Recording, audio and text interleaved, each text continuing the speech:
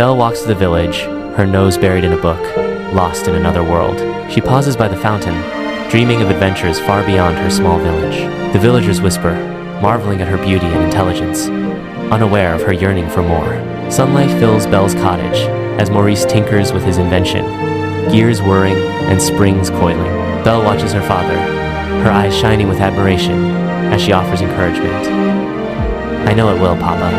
You're a genius," Maurice beams with pride. "This time, Belle, this time it will work.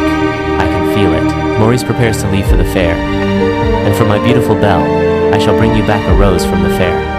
The most beautiful rose they have."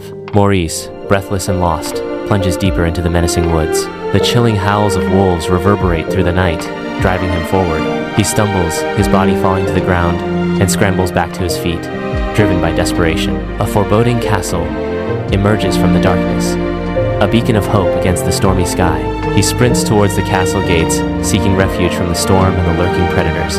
Maurice cautiously steps into the grand, decaying castle, the air thick with dust and the scent of forgotten grandeur. Suddenly, Lumiere, a candelabra, and Cogsworth, a clock, materialize, bustling around Maurice with jerky, earnest movements. A fearsome beast appears, his shadow looming large, enraged by the intrusion. With a roar that shakes the castle's very foundations, he orders Maurice imprisoned. Belle arrives at the castle gates, her voice resounding through the courtyard as she seeks her father. In a courageous act, Belle confronts the beast, offering herself as a prisoner.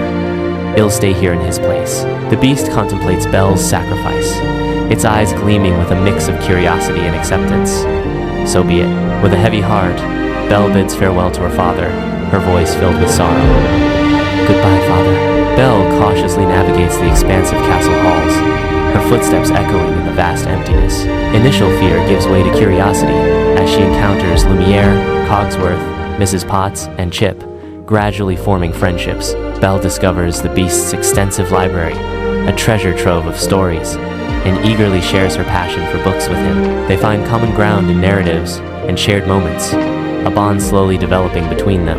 Belle and the beast dance gracefully in the grand ballroom, their laughter echoing. Their eyes meet, a silent acknowledgement of deepening feelings. The beast reveals a magic mirror, showing Belle her ailing father. Belle's expression shifts from joy to concern as she understands she must return. The last petal falls from the enchanted rose. Time runs out. Belle races through the castle, her heart pounding with dread. She finds the beast locked in mortal combat with Gaston. The castle trembles. In a desperate plea, Belle cries out, "I love you."